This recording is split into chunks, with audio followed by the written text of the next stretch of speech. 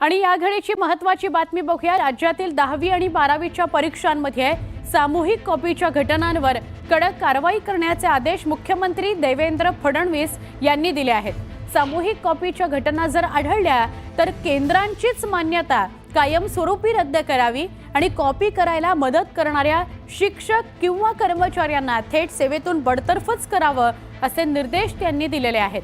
परीक्षेच्या पारदर्शकतेकरता कडक उपाययोजना जाहीर करण्यात आलेल्या आहेत। परीक्षा काळात कायदा सुव्यवस्था अबाधित ठेवण्याकरता आणि कॉपी मुक्त परीक्षा सुनिश्चित करण्याकरता जिल्हाधिकाऱ्यांना जबाबदारी दिली गेलेली आहे। परीक्षा केंद्रांच्या 100 मीटर परिसरात अनधिकृत व्यक्तींना प्रवेश बंदी तसंच पुरेसा बंदोबस्त ठेवावा असं सुद्धा मुख्यमंत्र्यांनी सांगितलेलं आहे। विद्यार्थ्यांना कोणतीही कॉपी साहित्य जवळ बाळगण्यास मनाई आहे।